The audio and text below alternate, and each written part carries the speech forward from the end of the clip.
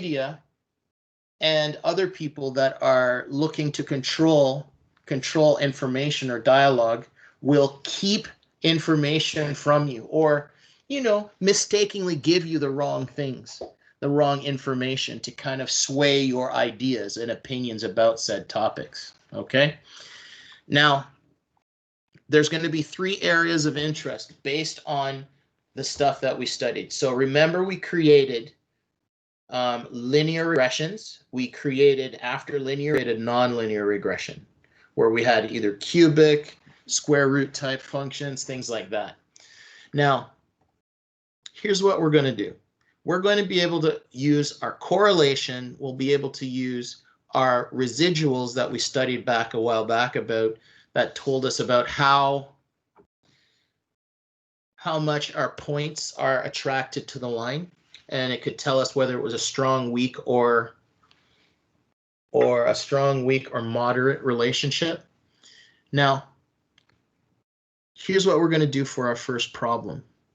We're going to look at a sample size. We're going to look at extraneous values. And we're also going to look at, for the third problem of the day, detecting hidden variables.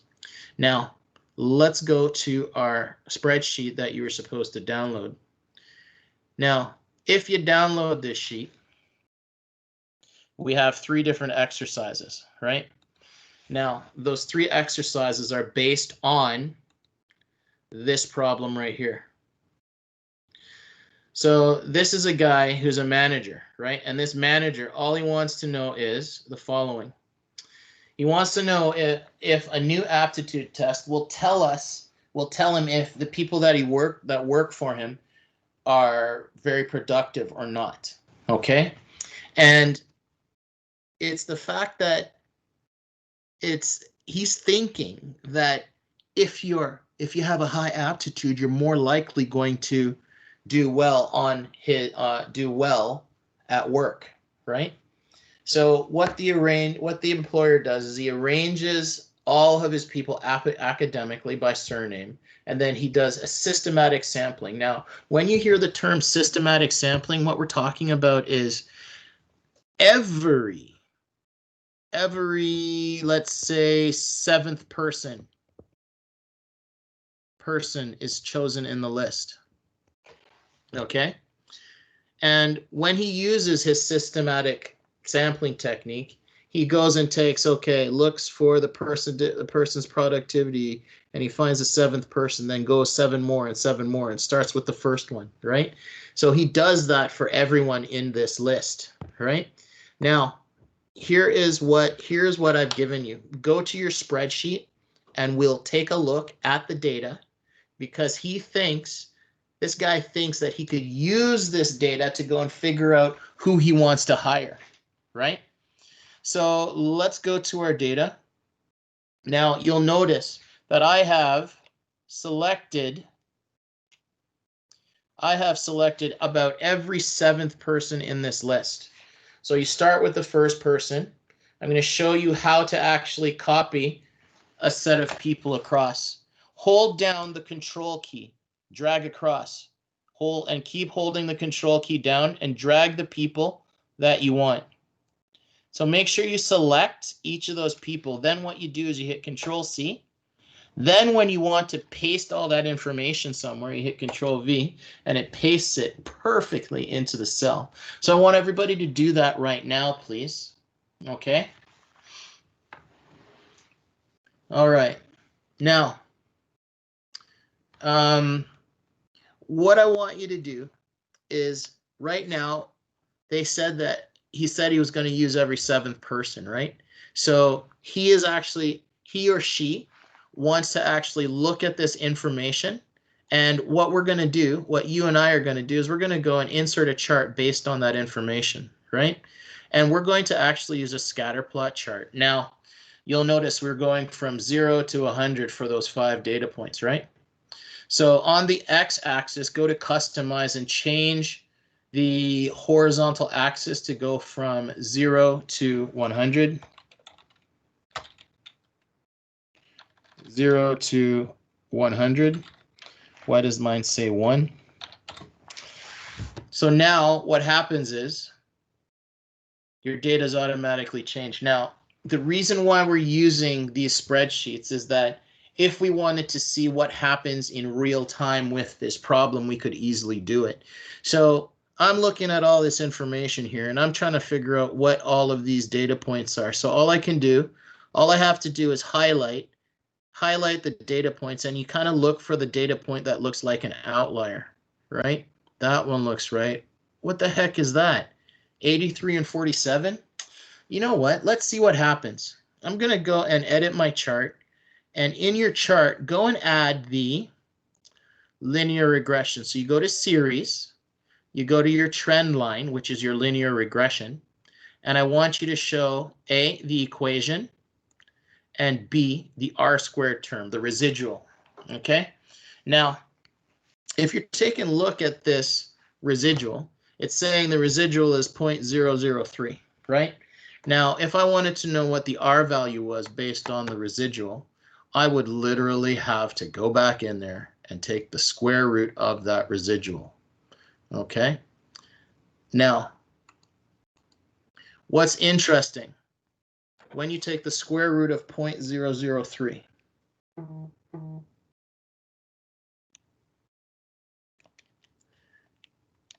you end up with 0.05. So here's what we're going to do. Let's go and take a look at some analysis of what's happening here. One, the analysis, the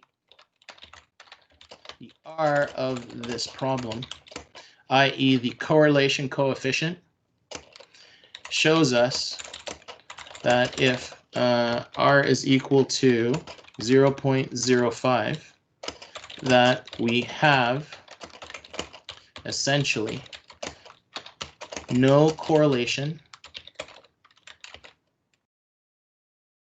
between the test score and the productivity, because that R value is very, very close to 0, which means it is a weak to none, to absolutely no relation. Because it's really, really close to 0, we would say that there's literally no relation to this stuff. Now, if you look at all this information, right, you may also say that you have an outlier here, right? So that outlier is 87, 83, and 47. Now, the best part about spreadsheets is if I see that this is an outliner,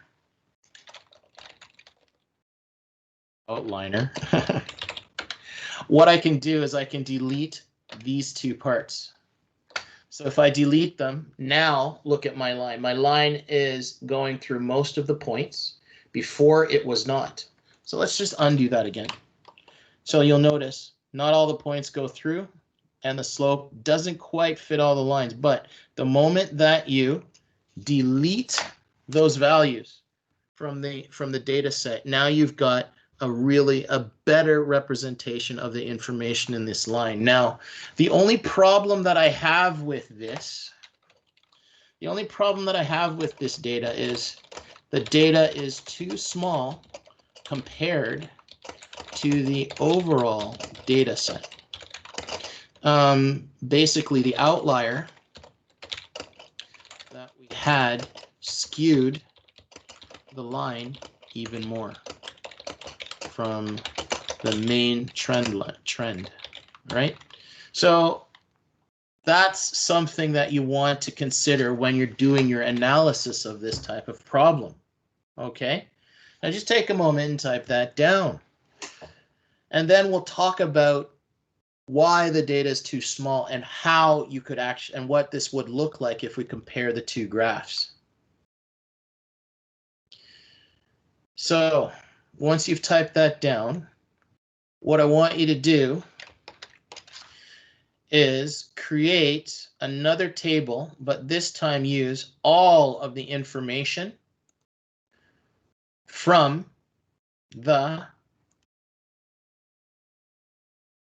the data set. Now you'll notice, I'm just going to shrink this one because it's kind of in the way.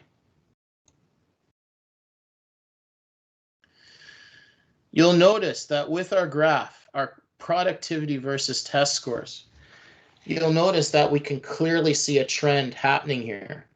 The trend kind of follows most of the points in the center, and most of the points are attracted to the center.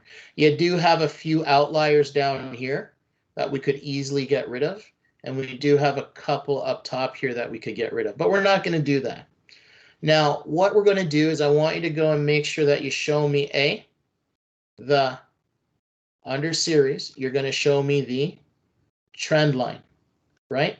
And with the trend line, I want you to also show me the equation. So make sure you click on label, use equation, and then show me your R value. Now, if I'm looking at this R value, I could change my type of regression to an exponential regression, a polynomial regression, where it calculates all that stuff for you and shows you what it looks like. Have a logarithmic or a power series regression.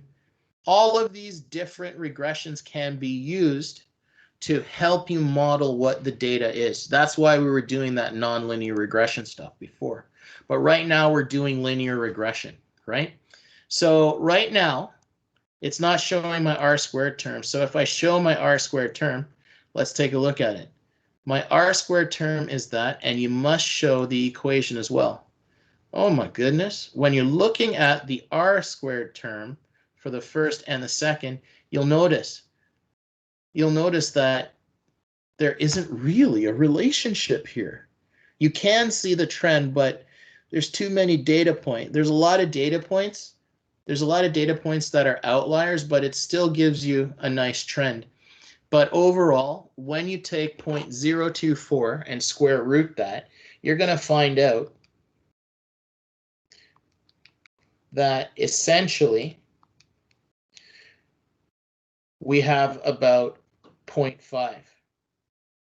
So when we go and use, you end up having an R value of 0.5, not 0.5, 0.15, right?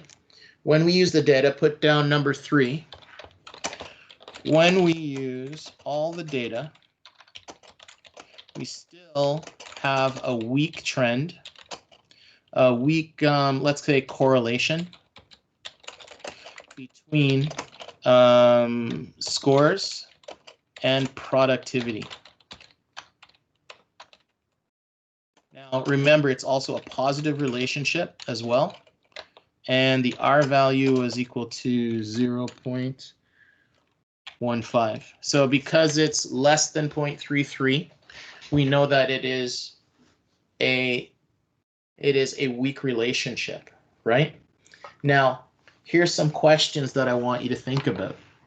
Take a moment and look at what we could have done to make this better. Is there any way we could have made this better? I'm thinking we could improve this for, let's say, improvements. Possibly change the hypothesis. They thought that aptitude was related to productivity. He thought it was related to productivity, but it's not. Maybe with a large set,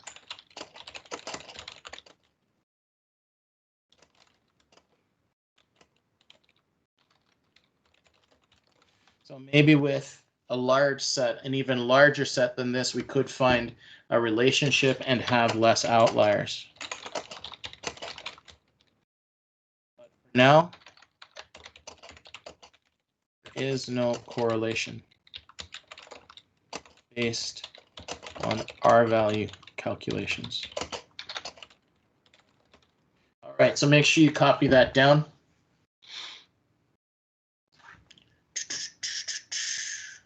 Right? So these things here, make sure you take this and then paste them in a Word document, much like what I'm about to do right here. So watch what I do in order to get this information where I want. I'm going to basically go and use my snip tool. I'm going to create a new snip, select my information, go over to Microsoft Word, and paste that information in. Then just copy each of your tables across with all your information. So I'm actually just going to copy this and bring it all the way over here and paste that in as my solution to the problems. Okay? So basically, the manager doesn't know what he's talking about. Okay? That's what we actually found out when we were doing this problem. He, she doesn't get it. Okay? And why does mine say outliers? Outliers. There you go. Okay. So I think I'll eventually put this up online for you. Now let's go over to the next lesson. So the next technique that we're going to look at is this. So sometimes you have extraneous variables, okay? Those extraneous variables come about when there might be multiple graphs that are being represented in your data, okay? That happens from time to time. So let's handle it. Okay, so let me just put this on the next page. All right, now, so this company, this training company in London has these profiles of special people that they found within their graduates, and put them in their graduates newspaper. So first of all, we have a bias here, right away. These guys are only picking the cream of the crop of people within their group to go and show off their company, okay? We need to basically analyze all the promotional data that they've got. So the promotional data is all of this stuff right here. Is all of this stuff right here. This table, which you will find in example 2. What I want you guys to do is I want you to create a table of the sample bias for this. And let's see what we have. Okay. Let's see. Okay, so let's go to let's go right here to our next one. So go to example sample bias. Now, in our sample bias problem, we just have all the information organized for us nicely, right? So what we're going to do is this. So what we're going to do is basically just highlight our information, and then we're just going to create another chart, right? So there's our chart, and you'll notice there is our information, right? I always want you, when you're doing this, to go and always show the trend line and show the equation that is actually being used and the residual. You notice that the residual is the R squared term is 0.81, right? You'll notice based on this that the residual is 0.81. So for question number 1, I'm just going to answer a whole bunch of stuff. So 1, basically R is equal to 0.9. Okay, and that means that this relationship is a strong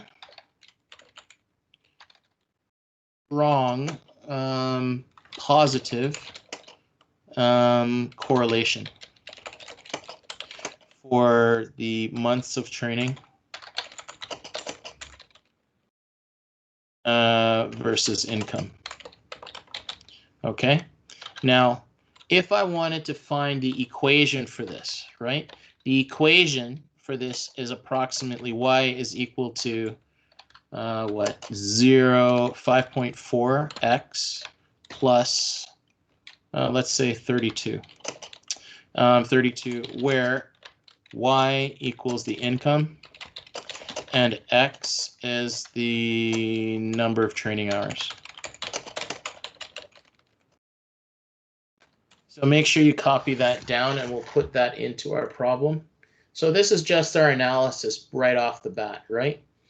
So when you're talking about this income of thousands, right, versus months of training, this kind of looks very, very convincing, doesn't it? Right? It kind of shows us, hey, if I spend more hours doing training at this school, I'm going to be making way more money, right? Now, that's great, but how much would you get if you spent 20 hours? So if I spent 20 hours, all you're going to do is, let's say I spent 20 hours. So for 2, let's say I spend 20 hours at this school, right? Basically, we just go y is equal to, we use our equation and go 5.4 times, what is that, 20. And that would give us plus 32, which would give us about 144. Now, here's the thing. This income this 144 is not $144 this man is making or woman is making. They are making about 144,000 based on the linear regression.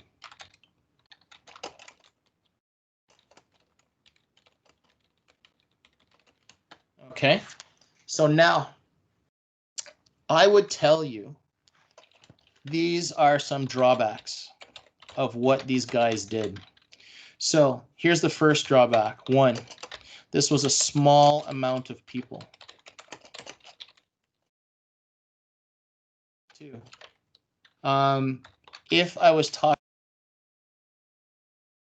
these guys were the cream of the crop, right? Inherently, there's a bias here, right? And the reason why there's a bias is because if you think about it, they didn't go and get other people in the group, right?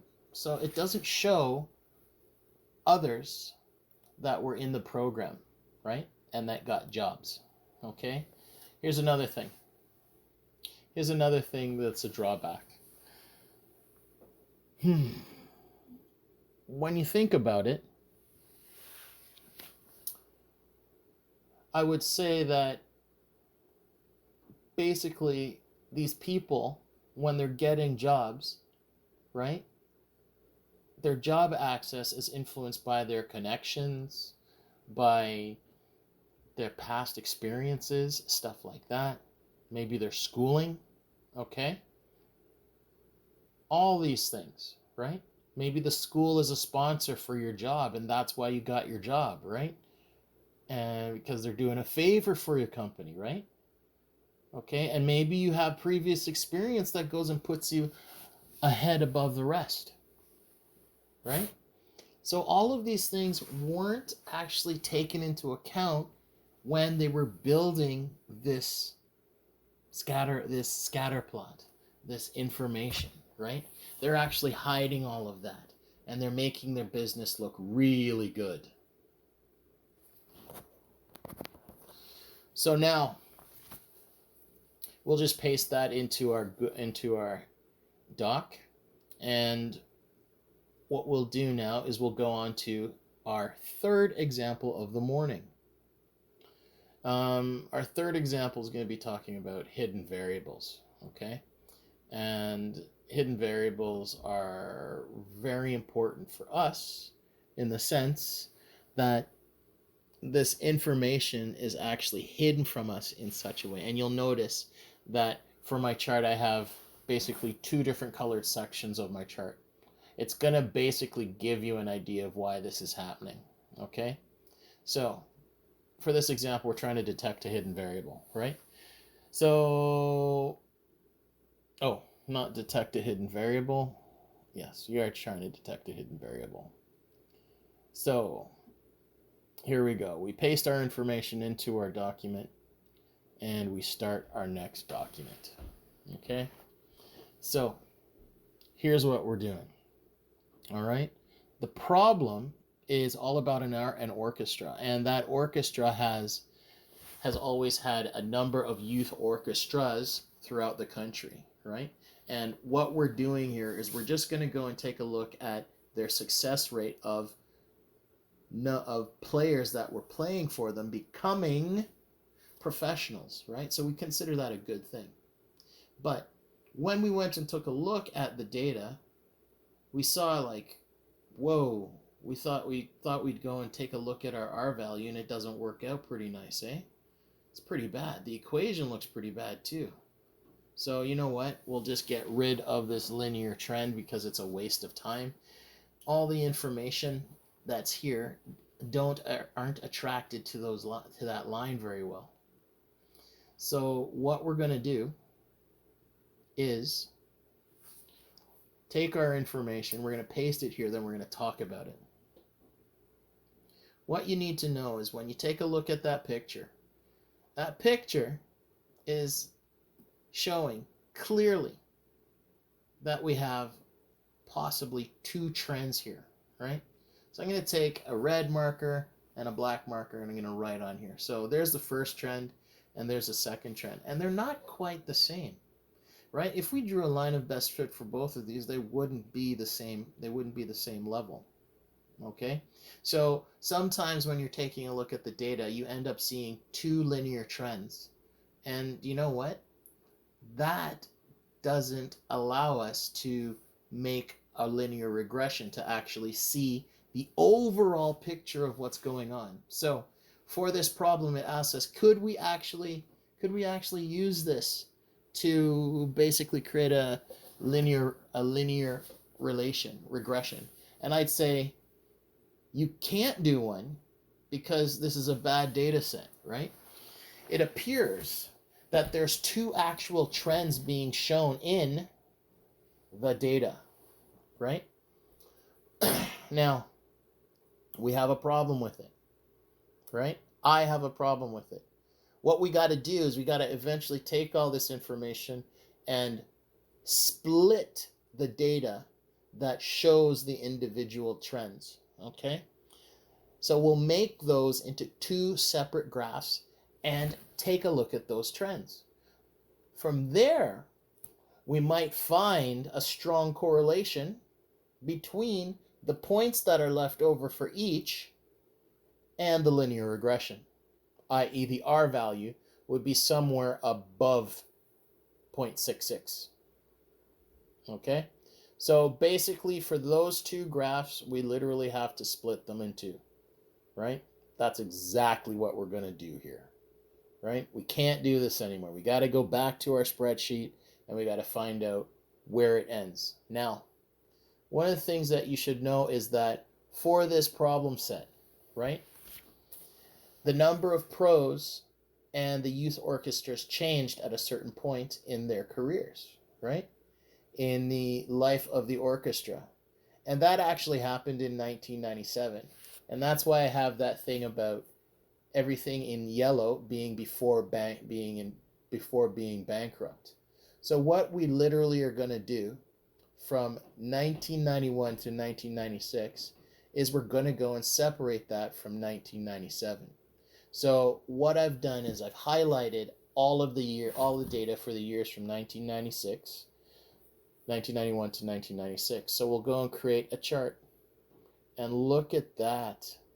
Make sure you identify what your chart represents.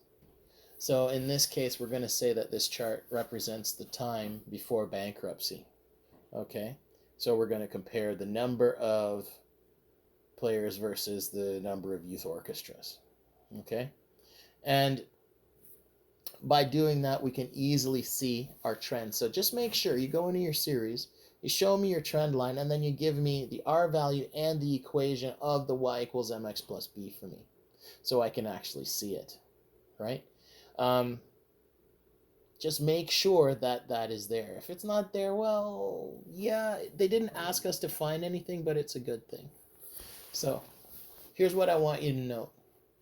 R for this value is very, very, very, very strong.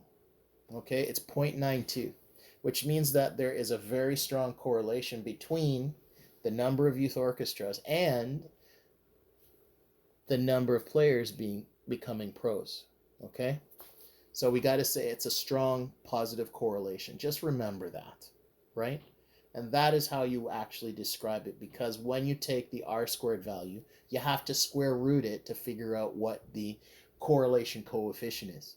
Okay, so now let's put that into our document here. What's happening here is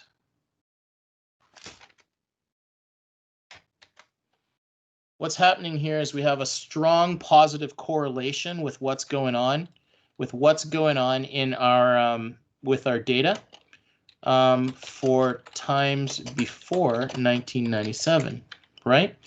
Now, after 1997, R is actually 0.98 when you go and calculate it. So this is a very strong correlation for times before after 1997. Now, so you got to understand, when you go and graph the second graph, you'll see that the R value looks like this. Make sure you show your R. So for series, go and show my trend line and show the R. So the R squared value is 0.952. When you square root the R squared, you end up with 0.98. So this is a very, very strong, not correction, correlation.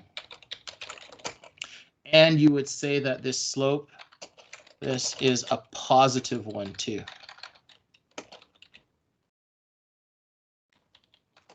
Well, now, based on what you see here, after 1997, there are very few.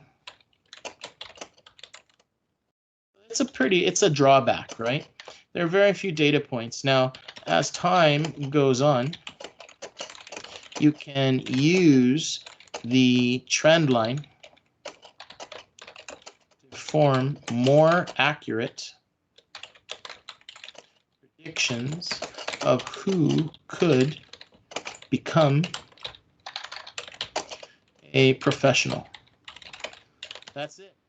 That's all we were talking about. That's all she wrote, kids. That's all she wrote. Okay? You're done. This is what we were studying all unit. You need to be able to take a look at information, figure out your what was it called? Your standard deviation by hand, your mean by hand, your mode by hand, create whisker plots, and then use the technology to go and calculate that stuff. Understand how to use that to go and do analysis of what's actually happening. Okay? No, that's it, right? The practice for the work is online, and all I want you to do is work on that now. Okay? All right. And that's it.